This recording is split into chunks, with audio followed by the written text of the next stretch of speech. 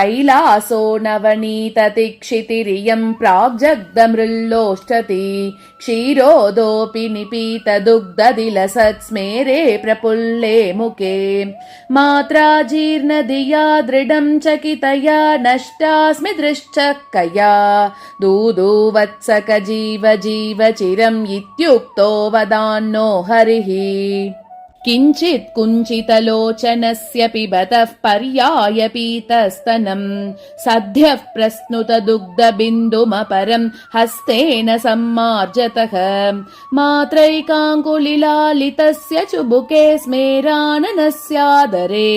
शौरे क्षीणकणान्वितानि पतिता दन्तद्युतिः पातु नः उत्तुङ्गस्तनमण्डलोपरि लसत्प्रालम्बमुक्तामनेः अन्तर्बिम्बितमिन्द्रनीलनिकरच्छायानुकारिद्युतेः लज्जाव्याजमुपेत्य नम्रवदना स्पश्चं मुरारेर्वपुः पश्यन्ती मुदिता मुदेस्तु भवतां लक्ष्मीर्विवाहोत्सवे कृष्णेनाम्बगतेन रन्तु मधुना मृद्भक्षिता स्वेच्छया तत्यं कृष्णक एव माह मुसलीमित्याम्ब पश्याननम् व्यादेहीति विदारिते शिशुमुखे दृष्ट्वा समस्तं जगत् माता यस्य जगाम विस्मयपदं पायात् स नः केशवः स्वाती सपत्नी किल तारकानां मुक्तापलानां जननी तिरोषात् सारोहिणी नीलमसूतरत्नम् कृतास्पदं गोपवधूकुचेषु नृत्यन्तमत्यन्तविलोकनीयं कृष्णं मणिस्तम्भगतं मृगाक्षी निरीक्ष्य साक्षादिव कृष्णमग्रे द्विधावितेने नवनीतमेकम् तत्सज्जागृहि विभातमागतं जीव कृष्ण शरदां शतं शतम् इत्युदीर्य सुचिरं यशोदया दृश्यमानवदनं भजामहे ओष्ठं जिघ्रन् शिशुरिति धिया चुम्बितो वल्लवीभिः कण्ठं गृह्णन्नरुणितपदं गाढमालिङ्गिताङ्गः दोष्णालज्जापदमभिमृशन् अङ्गमारोपितात्मा धूर्तस्वामी हरतु दुरितं दूरतो बालकृष्णः एते लक्ष्मण जानकी विरहितं मां खेदयन्त्यम्बुदाः मर्माणीव च घट्टयन्त्यलममी क्रूराः कदम्बानिलाः इत्थं व्याहृतपूर्वजन्मचरितं यो राधया वीक्षितः शीर्ष्यं शङ्कितयासनः सुखयतो स्वप्नायमानो हरिः ओष्ठं मुञ्च हरे बिबेमि भवता पानैर्हता पूतना कण्ठाश्लेषममुं जहीहि दलितौ आलिङ्गनेनार्जुनौ मा देहि चुरितं हिरण्यकशिपुर्नीतो न कैः पञ्चताम् इत्थं वारितरात्रिकेलिरवता लक्ष्म्यापहासादरिः रामो नाम बभूव हुं तदबला सीतेति हुं तौ पितुः वाचा पञ्चवटी तटे विहरत तामाहरद् रावणः निद्रार्तं जननी कथामिति हरेर्हुङ्कारतः शृण्वतः सौमित्रे क्वदनुर्धनुर्धनुरिति व्यग्रागिरः पातु नः बालोऽपि शैलोदरणाग्रपाणिः नीलोऽपि नीरन्द्रतमः प्रदीपः धीरोऽपि राधा नयनावबद्धः जारोऽपि संसारहरः कुतस्त्वम् बालाय नीलवपुषे नवकिङ्किणीक जालाभिराम जगनाय दिगम्बराय शार्दूल दिव्य नखभूषणभूषिताय नन्दात्मजाय नवनीतमुषे नमस्ते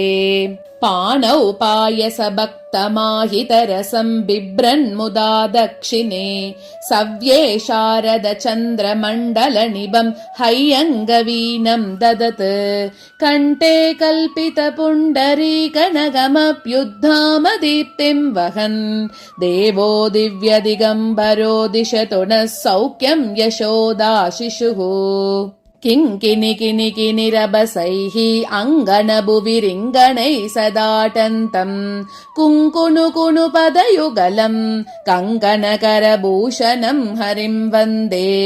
सम्बादे सुरभीनामम्बाम् आयासयन्तमनुयान्तीम् लम्बालकमवलम्बे तम्बालम् तनुविलग्नजम्बालम् अञ्जितपिञ्जाचूडम् सञ्जितसौजन्यवल्लवीवलयम् अधरमणिनिहितवेणुम् बालम् गोपालमनिशमवलम्बे प्रह्लादभागधेयम् निगममहाद्रेर्गुहान्तरादेयम्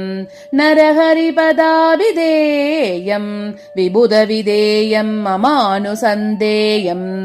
संसारे किं सारम् कंसारे शरणकमलपरिभजनम् ज्योतिः किमन्धकारे यदन्तकारे अनुस्मरणम् कलशनवनीतचोरे कमलादृक्कुमुदचन्द्रिकापूरे विहरतु नन्दकुमारे चेतो मम गोपसुन्दरी जारे कस्त्वम् बालबलानुजः किमिह ते मन्मन्दिराशङ्कया युक्तम् तन्नवनीतपात्रविवरे हस्तम् किमर्थम् न्यसेहे मातः कञ्चन वत्सकम् मृगयितुम् विषादम् क्षणाद् इत्येवम् वरवल्लवी प्रतिवच कृष्णस्य पुष्णातु नः गोपालाजिरकर्दमे विहरसे विप्राद्वरे लज्जसे ब्रूषे गोकुलहुङ्कृतैस्तुतिशतैर्मौनम् विदत्से विदाम् दास्यम् गोकुलपुंचलीषु कुरुषे स्वाम्यम् न दान्तात्मसु ज्ञातम् कृष्ण तवाङ्घ्रिपङ्कजयुगम् प्रेम्णाचलम् मञ्जुलम् नमस्तस्मै यशोदाया दायादायास्तु तेजसे यद्दिरादामुकाम्बोजम् भोजम् व्यवर्धत अवतारासन्त्वन्ये सरसिजनयनस्य सर्वतो भद्राः कृष्णाधन्यः को वा प्रभवति गोपिकामुक्त्यै मध्ये गोकुलमण्डलम् प्रतिदिशन् चाम्बारवोजृम्भिते प्रातर्दोहमहोत्सवे नवगणः श्यामम् रणन्नूपुरम् पाले बालविभूषणम् कटिरणत्सत्किङ्किणीमेकलम् कण्ठे व्याघ्रनकम् च शैशवकला कल्याणकात्स्न्यम् भजे सजलजलदनीलम् दर्शितोदारलीलम् करतलधृतशैलम् वेणुनादैरसालम् व्रजजनकुलपालम् कामिनीकेलिलोलम् कलितललितमालम् नौमि गोपालबालम् स्मितललितकपोलम् स्निग्धसङ्गीतलोलम् ललितचिकुरजालम् चौर्यचातुर्यलीलम् शतमकरिपुकालम् शातकुम्भावचेलम् कुवलयदलनीलम् नौमि गोपालबालम् मुरलिनिनदलोलम् मुग्धमायूरचूडम् दलितदनुजजालम् धन्यसौजन्यलीलम् परहितनवहेलम् पद्मसद्मानुकूलम् नवजलधरनीलम् नौमि गोपालबालम् सरसगुणनिकायम् सच्चिदानन्दकायम्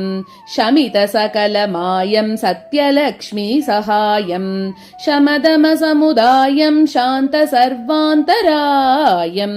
सुहृदयजनदायम् नौमि गोपालरायम् लक्ष्मीकलत्रम् ललिताब्जनेत्रम् पूर्णेन्दुवक्त्रम् पुरुहूतमित्रम् कारुण्यपात्रम् कमनीयगात्रम् वन्दे पवित्रम् वसुदेवपुत्रम्।